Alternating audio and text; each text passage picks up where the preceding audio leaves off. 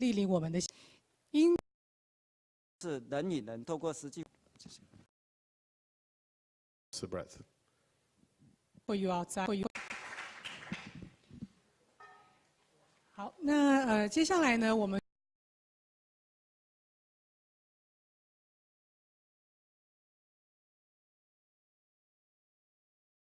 如果您要离开的话呢，记得将您的翻译机还到您租借的地方。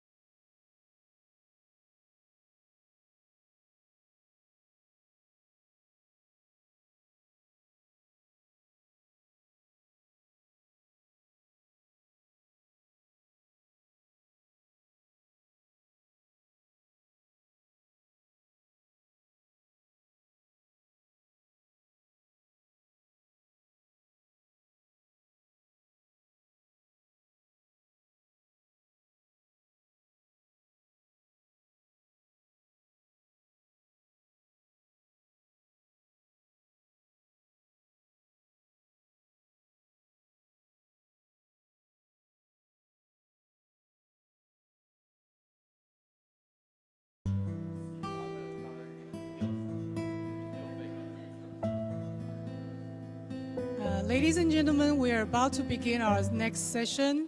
Please be seated. Thank you.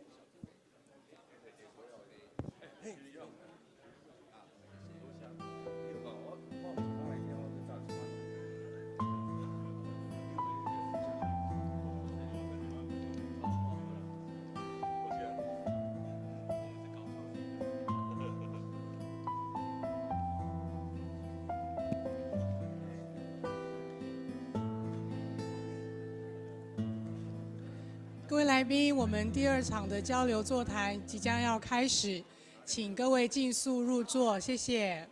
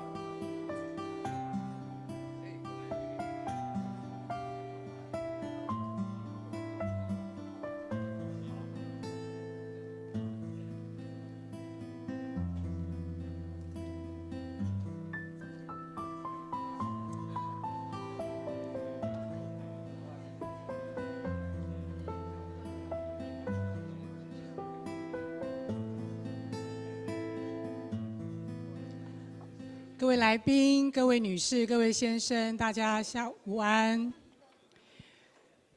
好，我们现在呢要接着进行第2场的座谈交流。第二场的这个交流呢，题目是开放串起人与城市的未来智慧。这个阶段呢，我们将焦距呢放在开放资料应用与地理图资、防救灾害带来的产业应用与商机。那我们首先呢，请到本次的这个座谈的主持人，台湾 Open Data 联盟会长彭启明彭会长呢，来为我们主持这一场的座谈会，请彭会长。好，谢谢大家，大家午安哦。我们现在到5点了，有1个小时。那我们远地呢来的这个4位的这个 guest 呢，他们很有诚意，每个人都准备了1份简报，而且每份简报都20页。哦，所以呢，我特别邀请你 ，we just give you just 5 minutes for your lightning show, okay? And I will probably leave 1 minute to short talk to all the audience. Is that okay? 哦 ，short talk 不要问1分钟哦，1分钟我会制止你，你就10秒钟把你问题精简的告出来，然后留30秒让他做回答，好不好？好，大家同不同意这种方式？然后我们最后呢，准备了3个问题左右。第一个问题应该是属于灾害资料或是各种 smart city 的资料。台湾常常遇到资料不透明，那英国的经验是什么？那第2个呢是英国可以到台湾来做生意，像他们这次很多的公司也到台湾找机会。我们台湾人怎么到英国去？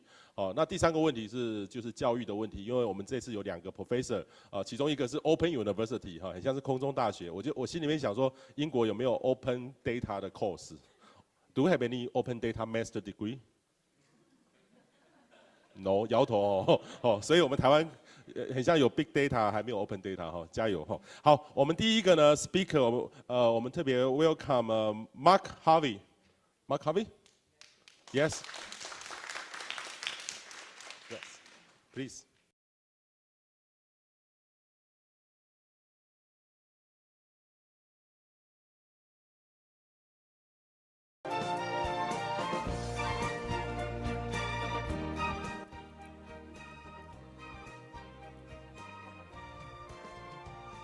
Yes. Next page.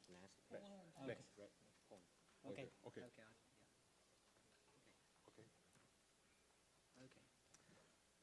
Well, good afternoon, everybody. I'm delighted, along with the Open Data Institute delegation, to be here in Taipei. Before I actually came from northern Japan, where I was at the World Conference on Disaster Risk Reduction, which was also attended by your government, and it made me think about just how hazard-prone Taiwan itself is to natural disasters. I think I'm speaking strictly under the clock, and I think if I overstep 5 minutes, I'll get my my own hazard alert. Correct? Yes. So I'd like to talk about the bigger context for Resurgence's work. I think you'll all be familiar with this picture. This is the storm, the superstorm that hit the Philippines and the city of Tacloban about just over a year ago. I think that it allows us to understand just how the kind of the claws of nature are getting sharper. The other challenge, I think, is that the target of nature is growing. 100 years ago, only 10% of humanity lived in cities. Now, a century later, more than 50% of us are based in cities. And we know that the rate of urbanization means that 3/4 of humanity will be in cities by 2050. And actually, what that means is that the exposure of communities and assets will only grow just at exactly the same time that climate change makes its impact. Over the next 40 years, there is going to be more infrastructure built than in the last 400. Every week, 180,000 people move into cities, and the authorities in cities, arguably mayors, are going to be on the front line. They are, in effect, going to be the new humanitarian coordinators. So what are some of the enablers, really, for a company like Resurgence to actually start to contribute to protecting cities? I think one of them is open data policy, and I think we've heard a lot about national level policy, both from the UK and I think some very welcome initiative from the Taiwanese government in this space.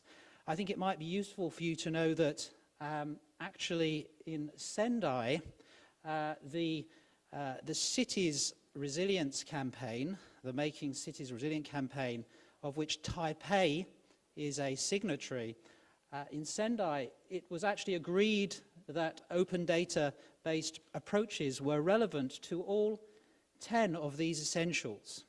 And my company, Resurgence, worked very hard with a group of urban specialists to ensure that open data-based approaches were actually integrated throughout all 10 of them.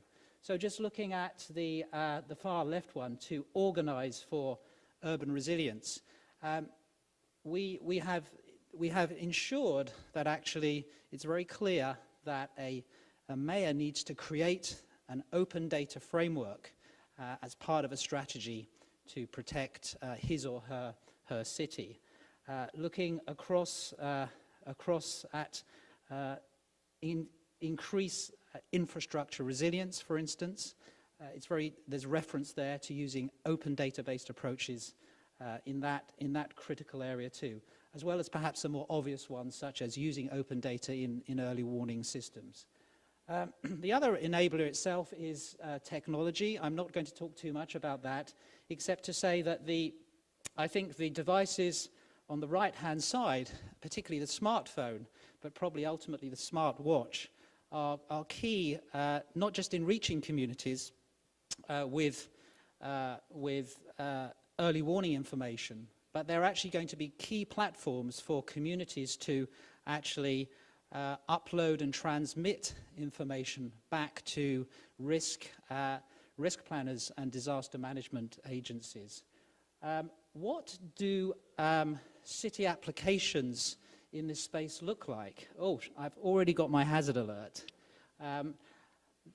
One manifestation is participatory risk mapping, actually working with communities to ground truth the satellite or the LiDAR imagery with information about their local buildings, perhaps the key ones, the schools and the hospitals, and then running that information through open source platforms that allows communities themselves, as well as planners, to understand the degree of flood risk or seismic risk, and actually what steps need to be taken to protect those buildings. There are many other applications that have been developed by combining data sets. One of them actually allows you to identify the location of culverts, of actually water sources in cities and where they intersect with transport infrastructure. A lot of these applications have potentially global resonance because of the universal nature of the challenge of climate change. What are some of the challenges that Resurgence is coming across in the midst of this global opportunity? Well, I think some of them we've discussed at some length. The kind of the lack at city level of an open data culture and capability in gathering and publishing data openly. A second challenge is around the adoption models and the business models for resilience applications. I think we're still in the early days of making these applications sustainable. And lastly, there is a huge gap between technology and the use of technology for hazard assessment and effective risk communication in cities. The mayor of Tacloban, who I met in Sendai, said, actually, my citizens got the early warning information. They were told that actually a storm surge was coming, but it was meaningless to them because they didn't really know how to act on that information. And I think one of the key pieces around the open data and urban resilience challenge is to actually combine the use of risk data with a far more effective way of understanding the information sphere in cities. And this is a tool that Resurgence has developed to help city authorities understand the information ecosystems in cities and actually move towards being able to work with local media and with communications experts to package information and to get it to the right communities and to create interactive channels so that we move from data and information actually into communication and action. And then lastly, I'd say it's not all about individual risk identification. There are many risks that a city cannot anticipate. New York spent 10 years in the 1990s preparing for a storm surge, and then two airplanes flew into the World Trade Center. What is important is to actually develop cohesiveness and interactivity between city managers and their communities. And what actually an open data city has, and perhaps this is captured somewhat through the London Open Data Portal, is potentially an interactive relationship with its citizens. So we have up on the dashboard there, for instance, recent statistics about transport delays on the underground. And I think that's useful in times of normality. There's a problem there. Pressure will be generated on transport managers to solve it. And I think it's that the day-to-day kind of interactivity and cohesiveness between communities and between city managers, which is so important. So Resurgence would like to see every city have its open data store, its risk assessment capability through those applications, but also, I think, a very strong information ecosystem to make the data that comes from this actually meaningful and acted upon. Thank you very much. If the city not open the data, are they resident cities? I think it's possible for a city, a small city, not to be mapped and to be resilient through I think very strong interpersonal channels. But I think once a city moves beyond a state of perhaps a few thousand people, that's impossible. So I think by definition now, cities have to have open data strategies, and they have to map and gather their information and publish it. Okay, thank you very much. Yeah. Okay, you can go back. Okay, our next speaker will be Professor Gert, professor from Oxford and Open University. Thank you.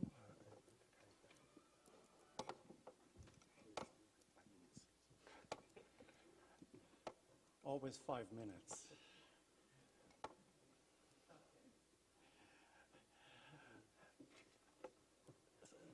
All right. So, all right, that's fine. Thank you. So, thank you for having me here today and listening to my talk. I would like to take the liberty of an academic researcher to poke a stick at the open data movement and say we cannot live by open data alone. We need data that is currently closed or which might be forever closed if we want to tackle the challenge of future cities. And I want to make the case by looking at one particular case study, which is Milton Keynes, where the Open University is located, where we have a smart city program.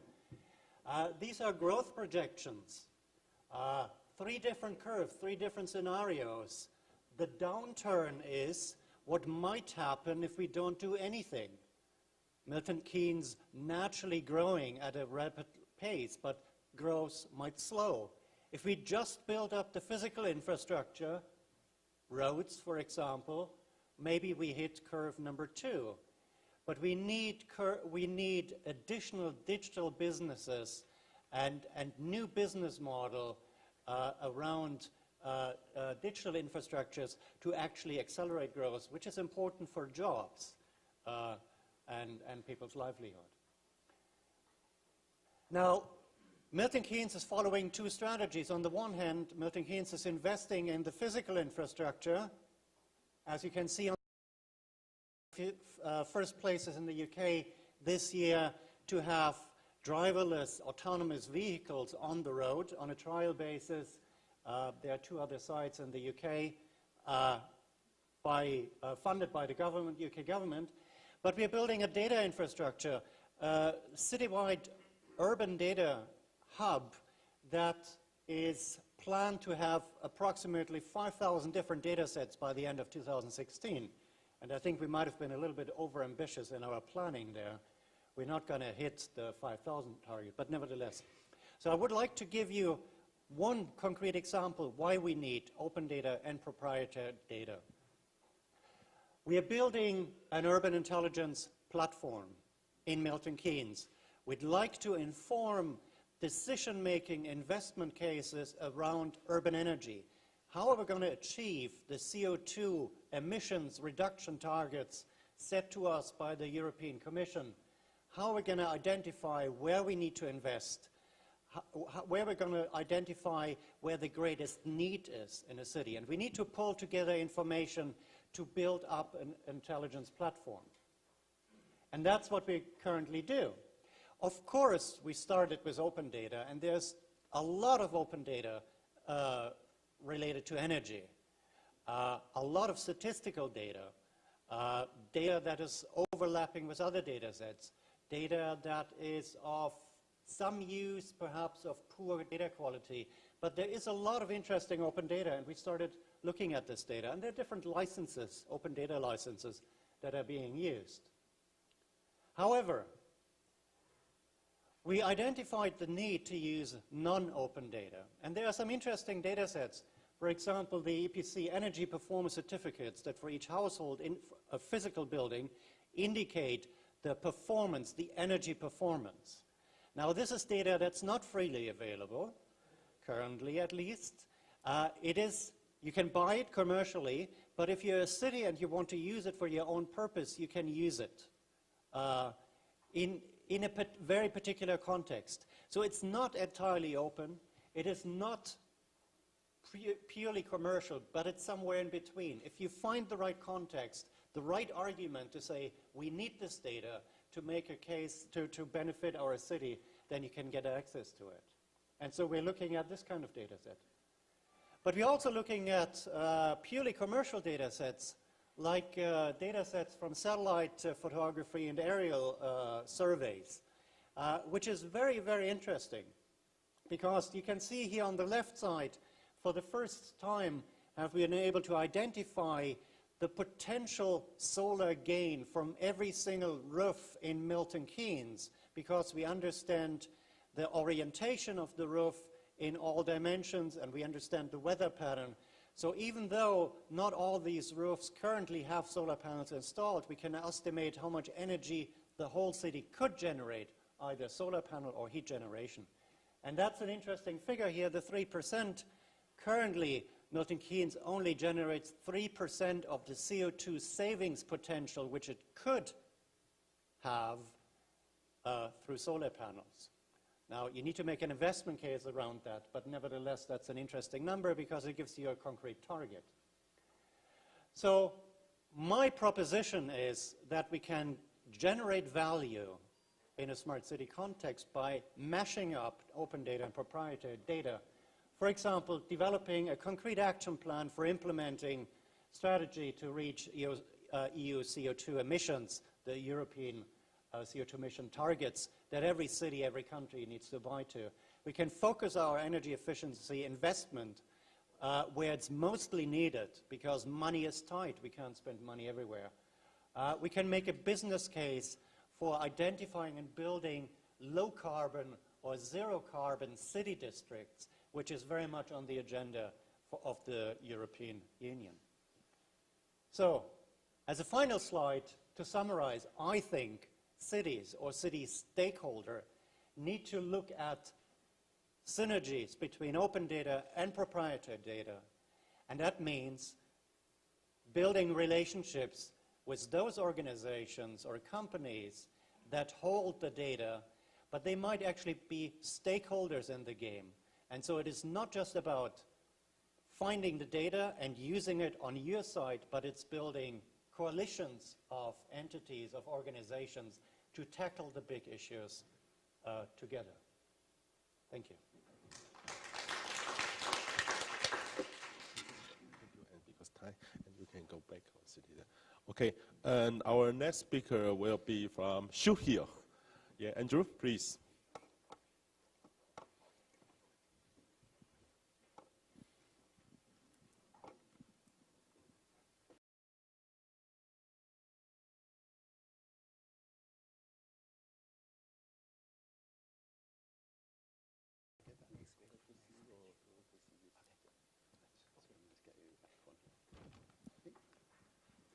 Right.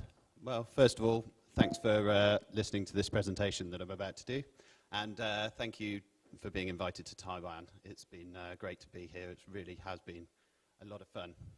So I'm Andrew Dre. I'm lead developer at Shoot Hill. And a little bit about Shoot Hill. We were formed in 2006 by Eric Nordland and Rod Plummer to exploit online mapping technologies. And we're now a world-leading visualization company with quite a few blue-chip clients. Sorry, this is the wrong presentation. Okay.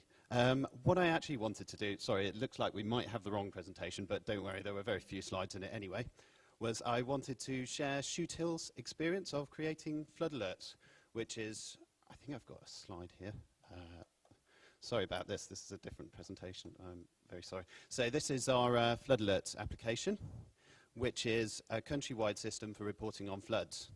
And flooding has had a major impact on cities in the UK, and you only need to look at the flood incident of 2014 to know exactly how disruptive floods can be in the UK. And yeah, so we've built flood alerts. Where do we go from there? And I actually thought Mark's comment about the mayor of Tacloban was actually quite interesting, because the forecasting system said, hey guys, there's going to be a big incident here, but how do you actually what do you actually do about that once you know that that incident's going to happen? And what we're interested in doing is creating communities, local communities, to help people actually manage a flood incident and manage their preparedness for flood. And we've actually got a test case which is in progress right now in the Calder Valley, which is in the north of England, in a little valley, and they're seriously affected by flooding. Landslides and flooding are a major issue for them. And so what we're going to do is we're going to try and help them build a community around that. So that's basically focusing on the people, and also create a network of rainfall sensors and integrate with the Met Office rainfall radar. So what we can do is we can produce increased flood forecasts for them, so we can actually give them much more accurate data about what's actually going to happen. But we've also got this community for when we know this incident is going to happen, that they're actually prepared for it. So preparation is the first thing. Preparation and response are both important. So preparation is about crowdsourcing infrastructure management. So the idea is that through the community, if someone spots that a drain is blocked or something like that, then what will actually happen through the community is that'll be reported, and somebody will say this needs to be fixed, and then the community will go and make sure that this is actually fixed, and they'll check up that the repair has actually occurred. So that's the first thing. So that's about establishing the response group. So when an incident does happen, people are actually able to respond. So in the event of an incident, then the response will actually be organised. So the response can be coordinated through social media and the community that you've already got. So, I mean, I've just given you, hopefully, a quick overview of how we see how the future of flood alerting and alerting technologies is actually developing, by basically empowering communities to take more control of the actual flooding, of actual incidents that are going to occur for them. And that's the end of my presentation. Okay, thank you very much. Maybe one short question. Any questions? Okay, maybe later, please. Thank you very much. And our last speaker is James from the University of College London, please.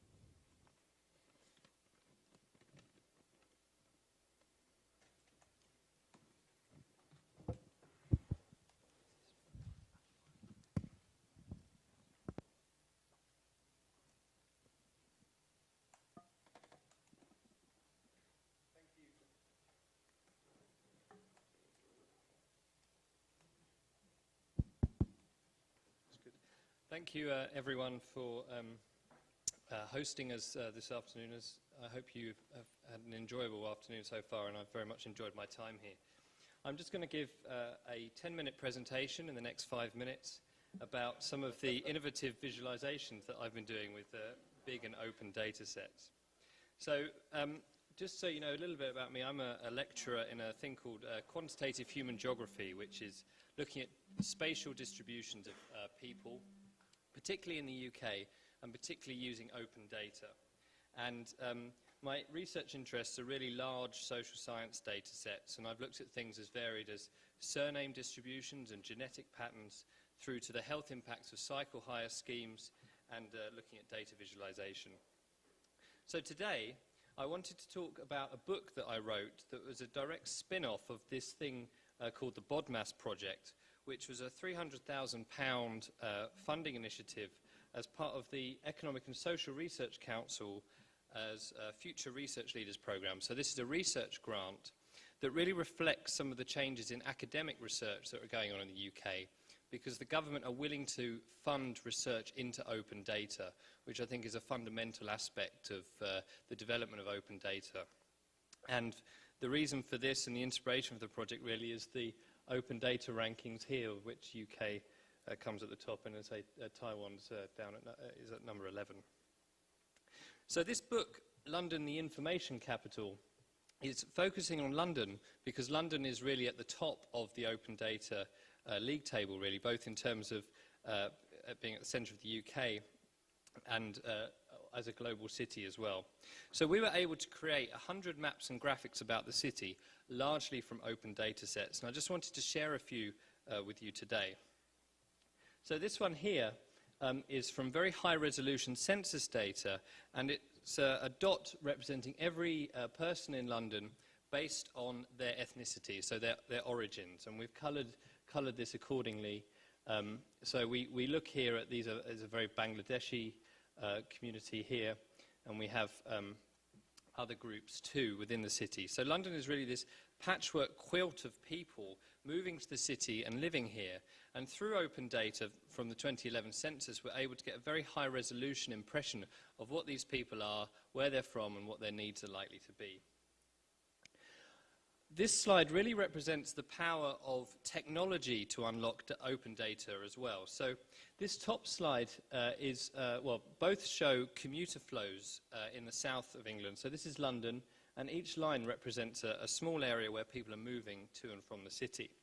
Now this data set is an enormous data set of something like 2,500 by 2,500 origin and destination relationships. And the data were released the day we needed to submit our final draft of the book. So we had one day to do our final graphic. And so through having an R script, a computer language script ready, the data were able to come in as soon as they were released. I was able to press go on my script and generate this quite sophisticated graphic within a day. Something that wouldn't have been possible without open data, but certainly not possible without the technological developments to support the use of the data as well. This here is not an open data set, but it's one that really represents the potential for technological innovation and campaigning from the private sector to release data. So here is my exported version from the computer package, and actually this bottom graphic here shows the final graphic.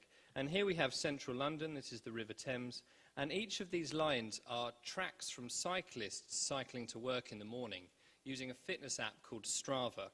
And as the lines go from blue to red, that's where they're going from their origin to their destination. And so for the first time in a city, you can get some really accurate counts of the number of cyclists that are passing through a particular point. And that can in turn inform things like cycle provision. So in London, our cycle lanes are very poor. Not so many people cycled until relatively recently. And now there's been this big explosion in people wanting to cycle. These sorts of maps are used to advocate the power of cycling as a sustainable form of urban transport. And then this penultimate graphic really shows the power of, again, working with a computer software program and a designer to unlock a different type of data that actually we haven't discussed today, and that's cultural data. So many of our museums now have open data sets available too, and this here is a tree map that shows the contents of the Tate galleries. So these are big art galleries in London, and their full inventory is available online. And if you put in individual artists' names and count the number of pieces of artwork the Tate has, you come up with this picture here, which is lots of people with relatively few artworks, and then this enormous one here. Now, normally for UK audiences, I ask who this may be, but I think it might be a hard question for you. This is actually Turner. So the artist Turner put all his works into the Tate Gallery. And we were able to convert this into a compelling visual graphic for a general audience by essentially exploding the tree map, rearranging it so that you have the different groupings here, and then we've actually put a Turner artwork in the middle of the tree map here.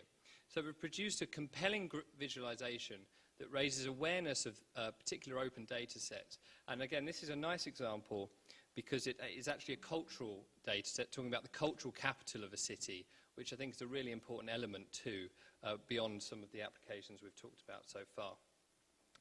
And then the final graphic is about football. I thought English football teams may be known to some of you. And what we've done here is we've looked at Twitter data. So technically, I guess tweets are not necessarily open data, but we've talked about, we've mined Twitter to look at hashtags mentioning everyone's, the football teams in a particular area. And we wanted to see which team was the best when it comes to Twitter. So blue is Chelsea, and red is Arsenal, and then we have some of the other London teams here in our map. So this is the Thames running through here.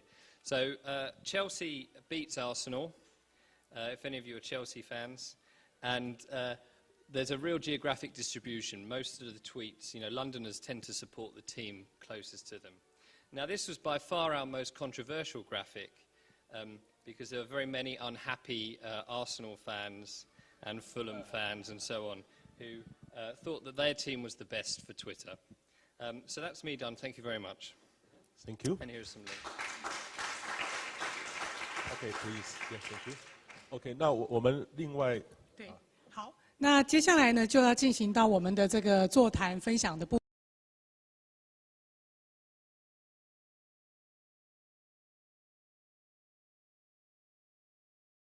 TMS Technology 陈义婷陈总经理上台，然后第二位呢是台湾防灾产业协会秘书长 Secretary General of Taiwan Association of Disaster Prevention Industry 郑景彤秘书长，我们请郑秘书长上台。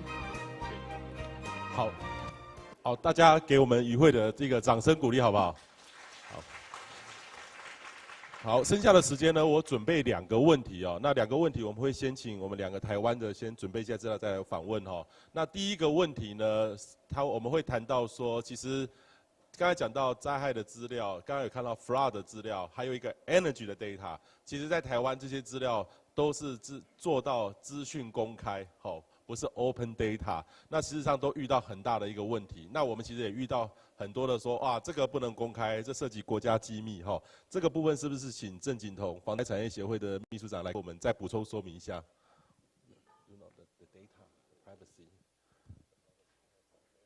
台湾的这个防灾的这个生态上，其实政府做了很多事情，但是资讯的发布上仍然有缺口跟不足的地方。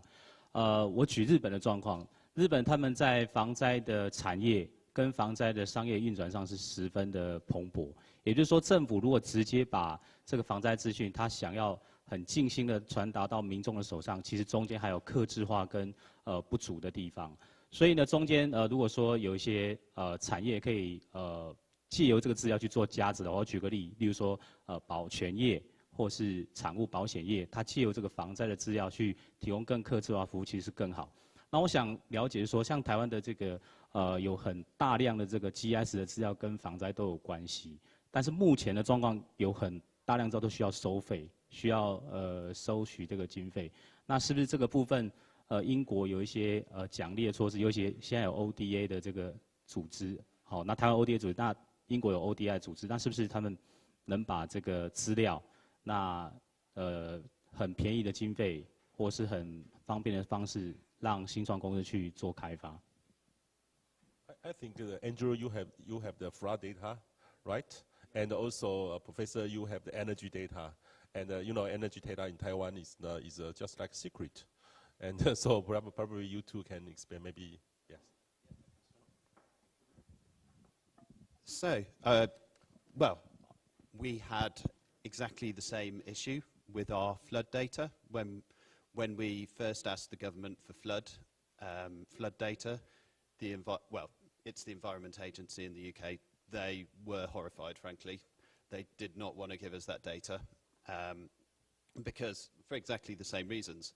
They felt that it would be misused or misunderstood, or that they wanted to hold this data. They wanted it for their own purposes, but why should anyone else have it? We'll release what we want to through the media. And it has to be said that I think in the 2014 flood incident, our flood alerts application frankly proved them wrong, in that we were able to give people much better access to the data, and they could see the data when they wanted to, rather than having to rely on traditional media channels to access the data.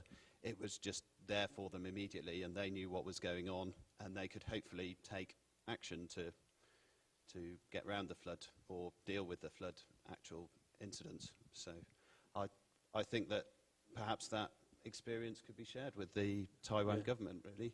Yeah, sure. What about the energy data? Is it open or? For example, UK, I know you have a new nuclear power stations, very big, right? Was made by China government. Not quite yet. I think it takes 20 years to build one of these. I think the case is completely different whether you talk about government data or data held by companies.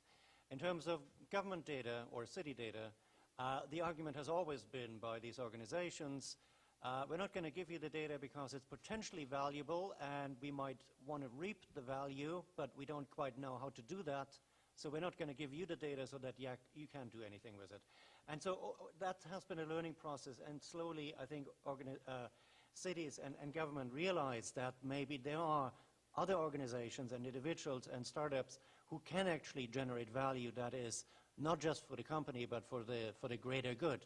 But it requires building relationships, convincing. It's not something that happens from one day to the next.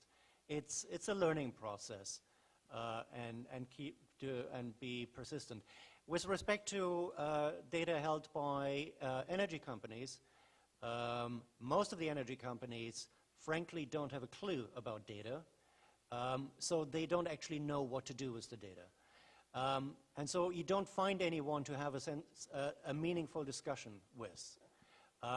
So by nature they are closed, and so our strategy has been in Milton Keynes to find win-win situations. And you need to wait for those, and you need to build up opportunities, you need to have a discussion, and then once there comes a funding opportunity or some other opportunity, you might actually identify an opportunity where the company can benefit, and you can benefit, and you can get access to the data. Again, it's a learning process, it takes time. You need to be persistent, and it's not a painless process. Okay, so it's a win-win, not complain, right? Well, I think in terms of data held by companies, you could make an argument this is sensitive data and that belongs to the company. If it is customer-related data, it does technically belong to the consumer, but that makes it even more difficult because then it's personal data. Mm-hmm. Okay. Yeah, I think that there are a couple of drivers in the UK that are kind of causing utility companies to think about opening up their data. One is deregulation, that actually they're regulated monopolies. If you look at the water sector right now, it will be deregulated, and it will be possible for certain citizens to move their water supplier if they live in certain parts of the country.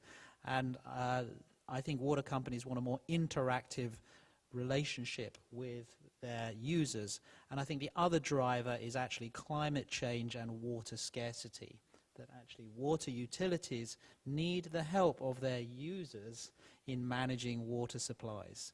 London is one of the most water-stressed cities in the world.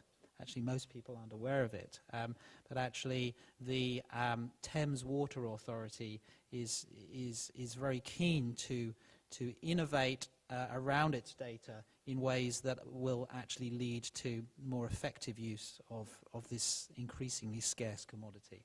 So that's a driver, a couple of drivers for opening up privately held data. Yeah.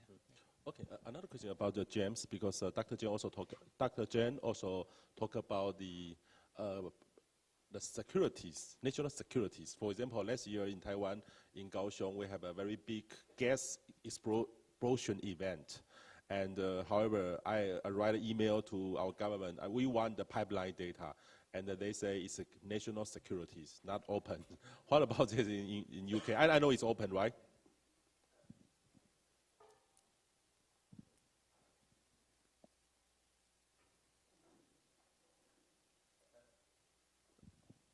Thank you. Yes, well, it's interesting. In the UK, I mean, I think there are two things. I mean, I have an experience where I was trying to get hold of the police data for the police helicopter. There's a police helicopter cycles around London, and for this book I was doing, I was interested in getting that. And my first request was for the actual tracks, and they said no for that because that was a security thing. But the key thing was I could request the data through our Freedom of Information Requests Act. So there's many ways through websites. There's a very good one called whatdotheyknow.com where you can actually test the water for these sorts of initiatives. And so if the pipeline data were not available, you could actually publicly request it, and they would have to give a good reason why, and a compelling reason why. I mean, I think the second point I'd make, which runs throughout lots of these comments about the fear that certain organizations have about releasing the data, is something I mentioned this morning, which is actually the communication of uncertainty to the public. And I think there are ways where the media in particular like definitive answers, but there are all kinds of ambiguities. I mean, we have a measure like a once in a 100-year flood. I mean, that once could be next year, or it could be in 99 years, but it's very hard to, for someone looking to buy a house on a floodplain area, how do you quantify that risk, or how do you explain it to an individual? And so I think broader sort of cultural things need to happen where the media and others are able to talk about things like uncertainty and error and so on. And then these other organizations who deal with the more sensitive data, particularly to do with risk, are better able to, they're just more confident that there won't be a sensationalization of their data. Okay, 我第二个大主题 my second topics will be about the market. For example, Tim, he's just like the UK, you have a company transportation API, and Tim, his company is also Taiwan Transportation API, another name, doing all of the transportation things. And however, how to make the market? So sometimes he's made, because of the data, although we know open data, we can access the UK data. UK also can access the Taiwan data. And however, we cannot open the market to UK. Also, UK is not easy to open the market to Taiwan. How can we do that? OK， 好，那我想，我想分享的是说，我想今天在座很多的人员会来听这个演讲，一个是大家对 Open Data 有兴趣，另外一个是可能是新创公司希望能够借由 Open Data 能够创造公司更多的利益。好，那我早上在跟这几位专家在分享的时候，其实我有一个数据啦，好，那这个数据来自于去年政府的整个总预算的这个采购案的部分的话，大概1.4兆的新台币。可是对于 Open Data 相关的政府 Government Project 来讲的话，大概只有1.5亿的新台币。好，所以我就直截了当跟他们讲说，如果你要做台湾政府的生意，那不要，这不是一个好地方啊！好，那我想其实我要分享的部分就是说，其实在刚才几位专家的 topic 里面看到，就是说，其实我想英国政府或者英国的这个新创公司，他们在想象服务的部分，他们会从国际化的观点，还有所谓的产品化的观点来去想这个问题。那另外的话，他们在解决问题的时候，其实他们有非常好的这个方法论来去把这个问题做一些解决。这个其实是我们在台湾里面应该去好好去学习的。那台湾其实我们也相较于其他亚洲的这个区域来讲，台湾的里面有很多不错的一个部分。第一个包括台湾的这个人才教育非常好，哦，所以我们卖鸡排都可以是博士，开计程车可以是硕士，哦，所以这个是我想我们引以为傲的部分。另外一个部分，台湾是一个民主国家，哦，那另外的话，我们有非常很有天分的一些engineer 在这里。那最重要，其实我们台湾其实在人力成本相对的是低啦，哦，虽然看起来是蛮可耻的哈。那不过在这件事情的合作上面来讲的话，其实刚才提到就是说，我们会有非常好的服务，我们有非常不错的一些想法。那未来来讲的话，彼此之间有没有办法去透过一些彼此的交流，我们能够把我们的 service、我们的产品能够deliver到欧洲的市场去？那我想这些专家到台湾来很重要，并不是在台湾的市场。很希望能是透过台湾的市场，放眼中国大陆的市场，或是整个东南亚、亚洲的市场的部分，让台湾能够扮演这样的 hub， 在这个东西扮演是一个很重要的 linkage 的部分。所以我想问这4位专家的一个很重要的部分，就是说，那在未来来讲的话，不管是我们新创公司，我们在未来的这个合作上来讲的话，那假设台湾的新创公司想去这个欧洲做生意，那我们需要具备什么样的条件？那他们到台湾来找机会的时候，他们希望在台湾这边能够找到的合作团队需要具备什么样的条件？好。Yes.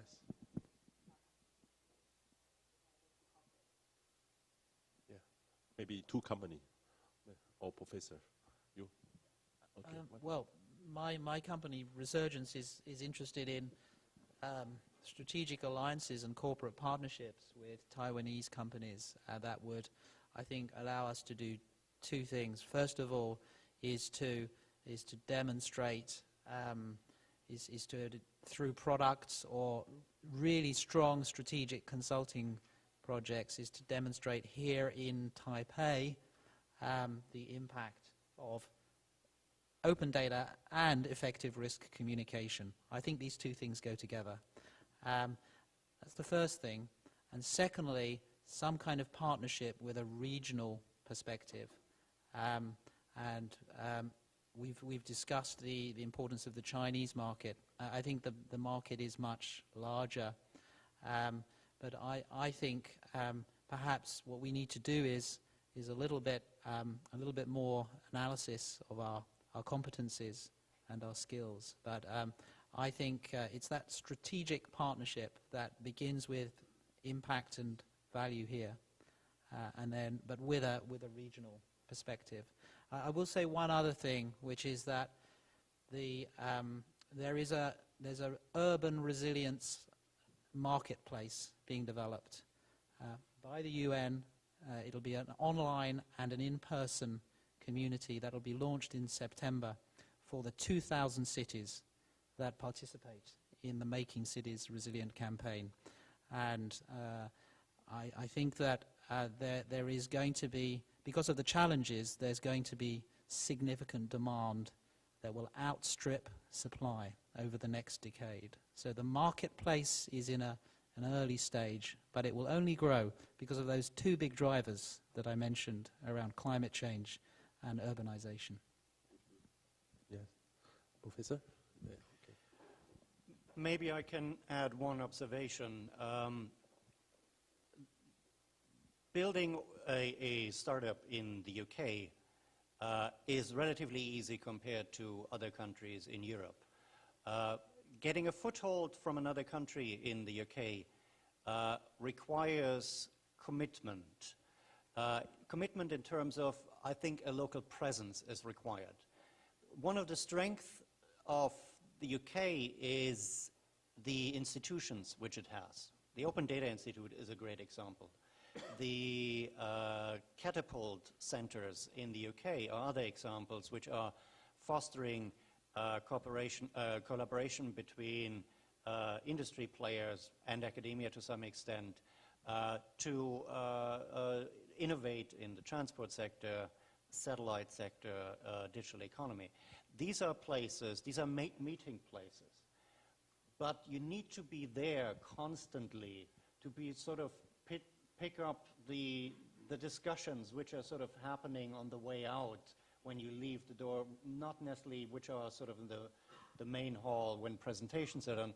And so it's, to some extent, of course, it's a relationship game, and you need to be present. But I think the strength of the institutions and organizations in the UK, they are there, and they're relatively colorblind in the sense that they're open for anyone to do business. This is still an emerging market, so if you have great innovation to show, and you show up locally, and you shop it around, I think you get interest. It is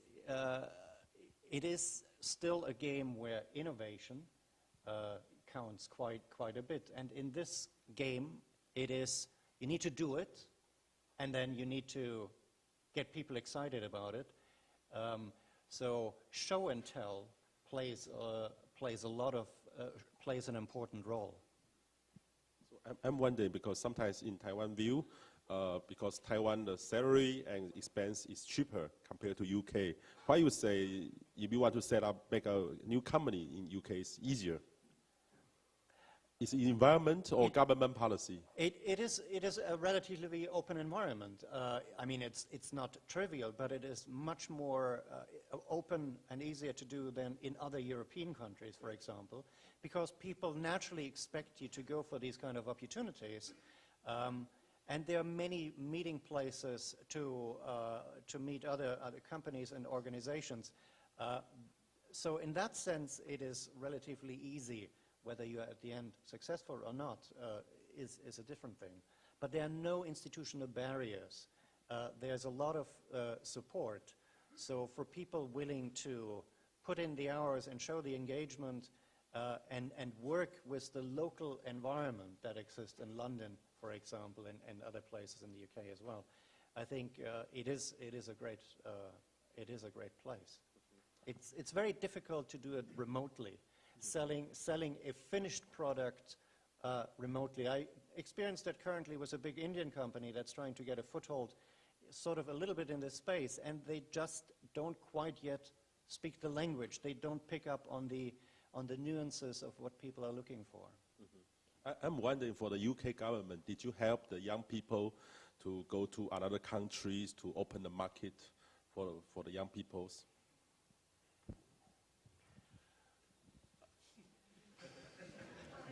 这个是帮我们台湾政府问的哈。I'm probably not the best person to answer Yes, this I mean, question, maybe but I think actually I would say, I mean, clearly there's activities like this play a role, but on the youth level, schools, university, very little is actually happening. Okay. Yeah. Could I add that I think that the entrepreneurial spirit in the UK has a long history, but perhaps in recent decades has been less prevalent than we would like.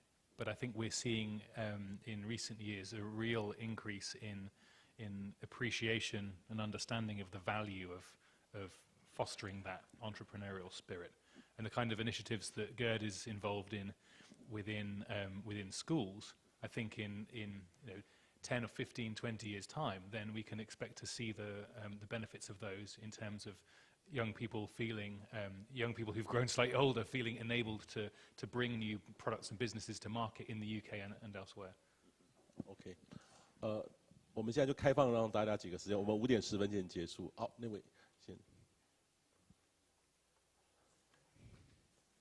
Hi, I have 2 questions.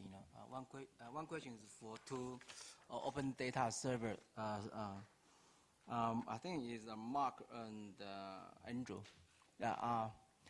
What is your business model? In other words, how do you make money? Simple way. Okay. The second thing is, another question is for all of you is, how do the open data apply to the infrastructure industry? And any good examples, around the world? If you couldn't give me a name, I appreciate it. Thank you.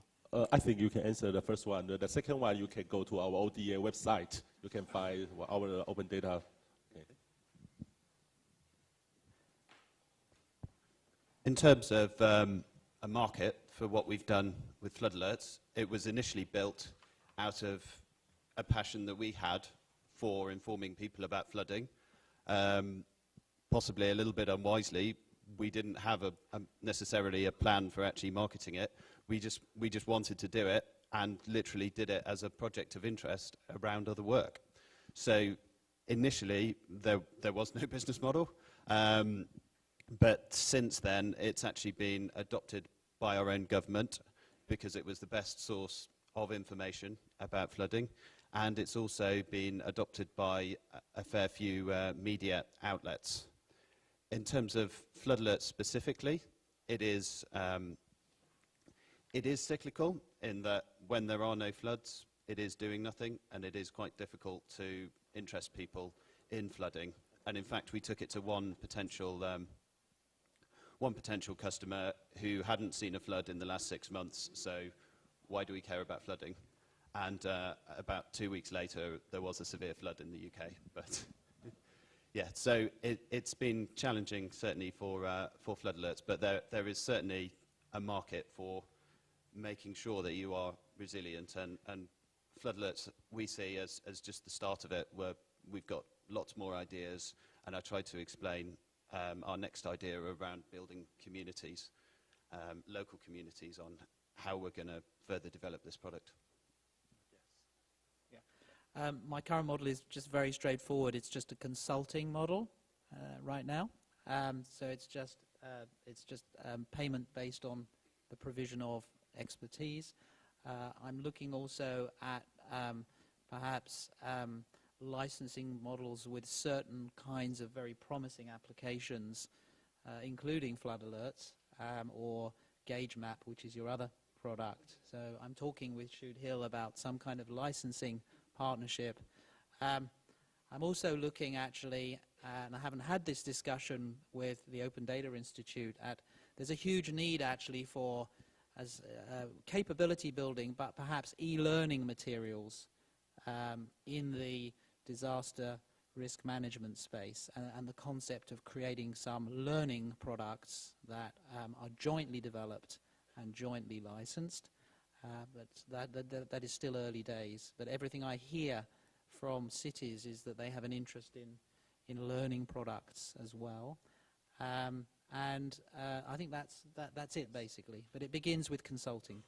Yes, just like my company is a weather company, and we also do the same service like you, and we also have government customers and also private sectors, and you can Google me, you can find the solutions. Okay, next questions. I don't know which one. Maybe and then you are next. Okay, sorry, I have a question for Andrew.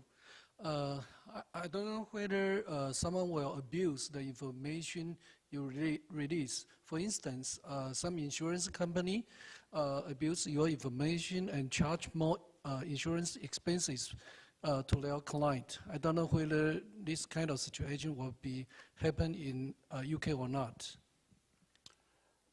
In terms of using our data, the flood data is now open data, and I guess that is a problem for us, but I find it very difficult to see how you could take our work, our systems that we've actually built, and then charge more, resell them in that way. You could take the data service, you could take the data from the data services that we've built and build your own product on top of it, and in that case, that is the open data market, and that's probably one of the drawbacks, I suppose, of open data is. But I mean, that kind of closed environment does reduce innovation, which is a negative. So yes, there is that risk in the market. Yeah. Yes. I'd also actually I get this similar questions. The maps I get, we have a right-wing press and politicians who hate. They don't hate. They're anti-immigration and things like that. So many of my maps show where immigrants cluster in London, and that can be perceived as a negative thing. And actually, I think in the context of flood maps and everything else, that you flip it round and you say, well, you're actually better empowering people to make informed decisions in the first place. So with the case of the flooding maps, until recently, when you were buying a house, you didn't necessarily know that it was in a flooding risk area, or you didn't necessarily know what the insurance company was using in terms of its model and things like that. So there was a very arbitrary distance between you and a river, regardless of how much higher you were above the river and things like that. And I think the benefits of being able to better communicate these data sources actually far outweigh some of the other potential negatives associated with increased insurance premiums or any other kind of negativity about the social data sets we've been looking at. Yes, I discussed with some insurance and also reinsurance company about several weeks or several months ago, and I introduced the open data situation to them. For example, Taiwan, we plan to open the flood and also lots of the weather or earthquake data. What's the benefit to them? And the answer is very good, because if we open, for example, we open the flood data, and you can have different premium and also different insurance policy. So it's quite interesting. But if you live in some low area, it's a very flood area, you will complain. The premium will be very high. This is very interesting. Okay, another question is, sorry. 最后一个呢？启荣许用中文发问哈，我想问伦敦大学的那个 James 老师，就是说，目前英国的年轻人其实是将来会整个就是说，handle 整个英国的这个未来的主人哈。那他们在目前的手机或资讯的一个，或是说 open data 的一个使用状况的情况之下，他们对这个open data 的一个概念，不管是还债资讯、政府资讯，或是他个人的喜好的资讯的愿意公开的部分，他们有什么样的想法？那英国的年轻人的想法是跟全欧洲是一样吗？跟美国是不是一样？这是第一个问题。第二个问题，我想请教一下，就是说，将来英国的 Open Data 或 Open API 的这个成功模式，将来要可能是 copy 到其他欧洲国家或是全世界，将来可能就是说，因为当地有不同的 API 或是不同的 standard， 将来你觉得有什么样的一个有趣的事情会发生？谢谢。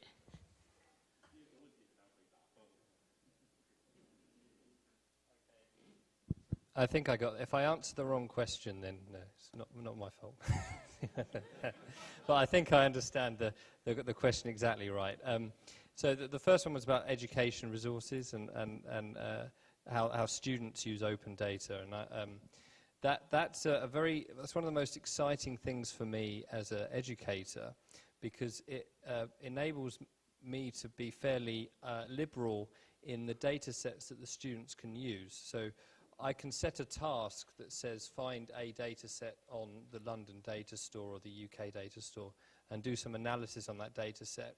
And the nice thing about that is it means the data are current and the data are interesting to the students at that moment in time. Whereas previously it could have been an old data set that was previously made available for academic use. The second, I can only really comment on the UK context for that. The second question about emulating the best practice around the world. I mean, I think the most beneficial thing I've seen is it enables students to be enthusiastic about data. If they can see an open data set has been released and there's some excitement about that. And with open data standards and so on, it's quite easy to adapt materials for those purposes. So if I had a particular worksheet or a class that I ran on, I don't know, the census data in the UK, then I don't think it would be too hard to adapt to, say, Taiwan or something like that if running a class here. But the key thing, I think, is picking data that's relevant to the students but also very current. And then, of course, they take for granted that these data are available, and when they move on to their companies or further study, they start to use it normally. I don't know if you, Gerd, did you want to add anything to that? No. In terms of education, I'm working with schools, school-aged kids. I'm surprised by the enthusiasm shown by teachers for data, using data in the classroom. But the most powerful argument is it is data that is relevant to the students. So it is local data, perhaps about the school, about the neighborhood, about the local conditions, about their lives. And then it becomes meaningful. And that's the starting point for a great teaching experience. And learning. 那个我可以说明一下，我看过英国跟美国，他们 Open Data 在 K12中小学的教育已经在用了哈，就是说他的资料，他学一件东西，他可以从那个 World Bank 或是各种的资料去抓这个资料是 Lab 的资料，不像我们都是背的资料哈，所以这个差别很大哈。所以 Open Data 的确是在教育里面会产生一个很大的革命哈，这个在每年那个 ODI 的 Summit 里面，其实都有一些创新的表现，所以也请大家就是说，真的 Open Data 绝对不是说我们可以创业哦，创业也可以做到 education 的那个部分，那的确会改变很多的事情哦，那真的也请大家留意。那未来呢，我们这个还会请他们来，那我们 ODA 呢也可能会再组团到不一样的国家，好，就像韩国或是英国，英国是现在 Open Data 做的非常完整、非常有创意的地方。那也希望大家可以随时跟我们多互相的 contact 哈。那我们今天呢，非常谢谢在座的5位，还有2位这个台湾的哈，谢谢大家。我们一起照个相好不好？ Can we stand up, take a picture together? 来，帮我们照张相。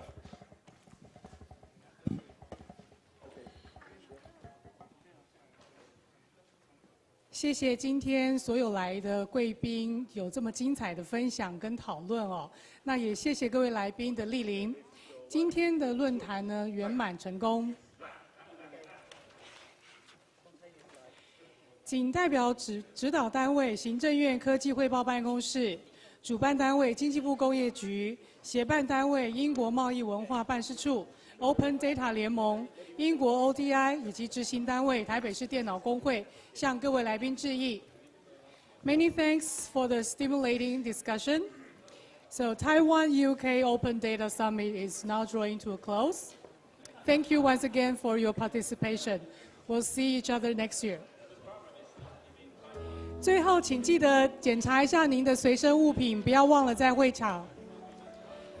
那也麻烦请各位将翻译耳机呢，交回到我们的租借处的地方。再次谢谢您的光临，谢谢，再见。